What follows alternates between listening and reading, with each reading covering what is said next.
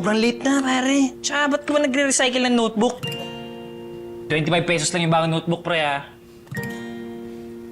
Bibigay ko kay Ash. Bakit ba? Para naman maramdaman niya yung effort ko, di ba?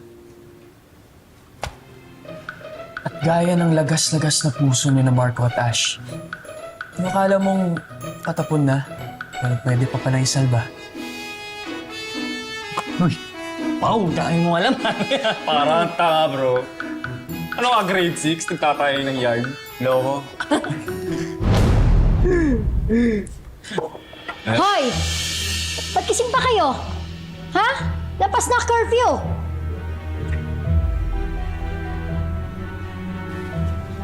Sigaw na naman po kayo, Miss Chinchin. Supposedly, dapat kayo po ang nanay-nanayan ho namin dito. Why not try to be more motherly, you know?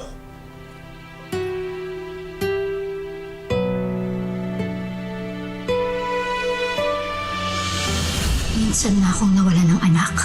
Ayoko nang mawala pati pamangkin natin. May nawawalang anak si Miss Chinchin?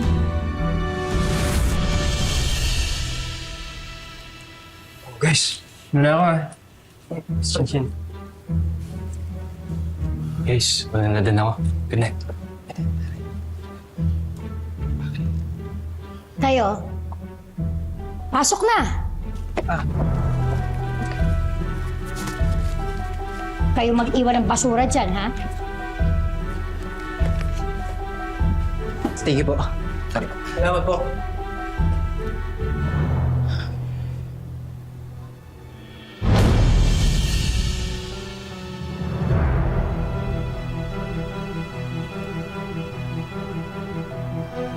Oh my God, ate. Kapareho ng tagkit mo. Kapareho. Sa kanya nga yan. Sa anak mo yan, ate. Oh my God.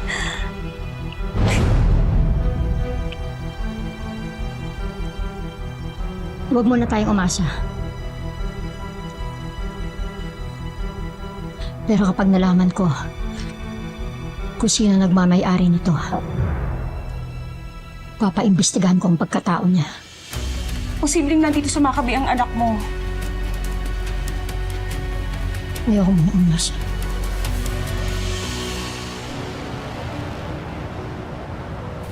Ako lang ba? Pero excited na ako pumasok sa school.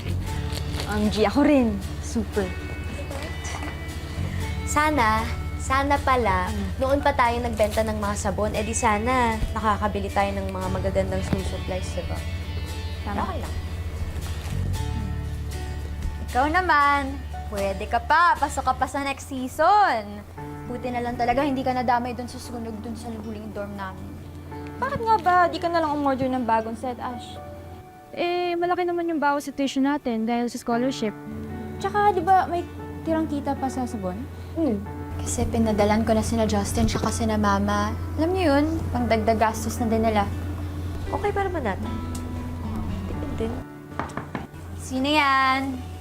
Busy kayo? Uy, baka makita pa ni Miss Chinchin dito. Aabot ko lang sana itong mga to. Ito, favorite cake mo. Huwag ka nang mangamba, nandito lang ako. Talaga? Salamat ha! Grabe, thank you. May merienda na ako. Padaling kasi akong bake shop kanina eh. Naisipan kong pag-take outan kita. Salamat. Ay, syempre, Zep and Livy. Meron din akong dala para sa inyo. Kala ko. May... Isa lang nakikita mo dito eh. Syempre, di kayo mawawala sa isip ko.